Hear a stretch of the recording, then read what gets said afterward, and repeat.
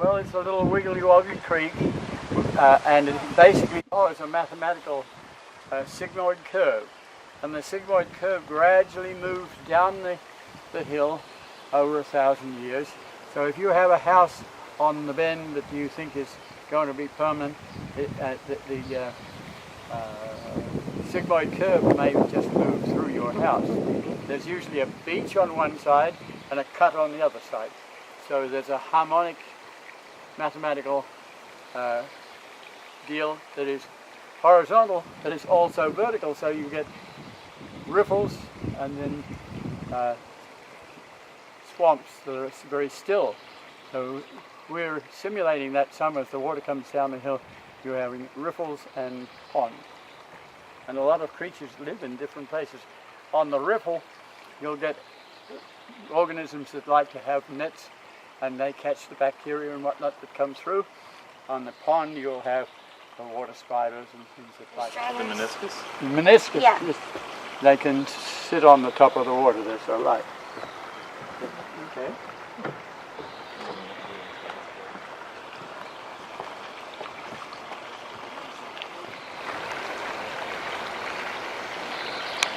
Up here, behind this, is basically a grass prairie that waves its wooden leg in the fall, and you can see the wind blowing through it, and it gives the impression of a prairie that's a very simplistic prairie.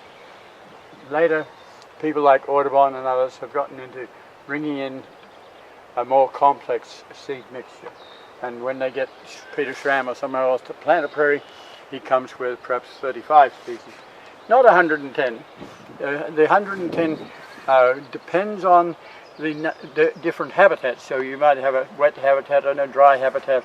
If you're in Missouri and you have a mountain, then you'll have lots of different habitats. So you might have 400 species there. This is fairly flat, so you get about 110. Plus about 6 grasses. This is Baptisia. It's a legume, 3 leaves, and a flower that has a keel, and it's quite attractive and has pods on it, just like a small pea pod. And when they get dry, they rattle. They don't rattle for too long because this is a legume, and insects and creatures know the value of this nutritionally, and you'll come to your Baptisia to collect seed, and it's all got little holes in the pod, and it's been eaten before you get there. So you have to be quick. Indian grass, the big blue stem drops its fruiting bodies fairly early in the winter. Indian grass will keep its fruiting bodies for quite some time later, so you can identify it. You also have various goldenrods. This is a very common goldenrod. It comes in, blows in, and it's very much part of the prairie, but it doesn't demonstrate a very complex prairie. There's Coreopsis, a tall plant there is a Coreopsis, and the plants alongside the forest will be different and a little shaded. If you want to find Joe Pyeweed, it'll be there. There's a plant that indicates disturbance, so there may be a meadow vole or something that's kicked in here, and that's daisy fleabane. So if you saw a whole field of daisy fleabane, you'll say that field has been, 2 years ago it was in agriculture. So you can date your fields by what plants are there. Monada. This is a yellow cornflower. Hasn't quite come up yet. It already has a nice little insect sitting on there, and I don't know what that is. Oh, I see it's gone now. Oh no. That'll be a yellow cornflower. Or gray-headed cornflower. Oops, bumblebee. This is cup plant. You have a cup that catches water, you see? It just dribbled out right there. Cup plant. Another one here. Last night's rain. But there's paramecia and all sorts of things in there. What you're seeing here is Phalaris tuberosa or canary. It's a grass that is used for hay in the spring. The problem with prairie is you see it just coming now.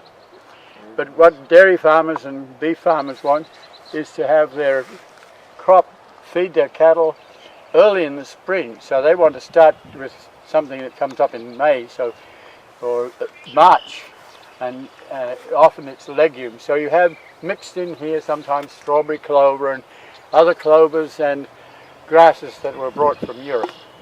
We have that mixture now. That is a giant ragweed, and it's mild-mannered here, but ragweed is a plant that belongs to disturbance areas. So if you have a badger plot with feces on the outside, then you'll get ragweed growing. Quinine. This suggests that there's something that you can use for the alleviation of malaria, fever, and that's quinine, the fairly heavy one. The seed pods here? No. Oh. Over a little bit, you see this one dock sitting there. Okay. To the right of the dock, and there's more there. This one's a sunflower. Oh. It's almost there. There's Golden Alexander right there. So this is a rather excellent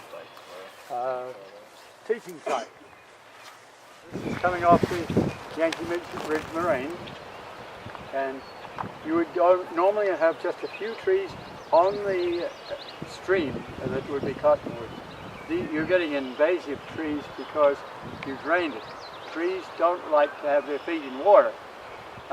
Some do. Cypress is a typical one in the south. But basically, cottonwoods can stand the water while it's there, and they have a huge root that goes down into the aquifer, and that allows them to survive. But no trees here, basically, because I think if anyone sees a tree, it goes. It's not part of the prairie. Here's another legume, and it's a bush clover, and that's the seeds from last year.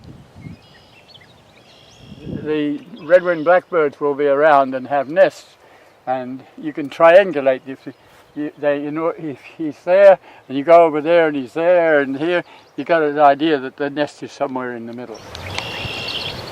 This is strawberry clover. This is one of the clovers that was brought in to provide food for early in March.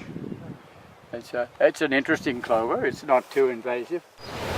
Sometimes you'll have little breaks like this. The plants will sort themselves out according to their own migration, and it's starting to happen. This probably is, I would think, 15 years old now. It takes a while. When you have the Department of Transportation wanting to plant a prairie on the side of the road because it's too steep to get bromgrass to grow, then they will ask you, how long will it take? And I say, oh, give me 10 years, and they really want 10 days. You have to make sure that you only have a 4-foot trail. There's a tendency to think of these things as weeds, so you can very shortly have a 15-foot trail, and we have to control that. Baptisia, there's too much baptisia out there. You can imagine. Bumblebees aren't complaining.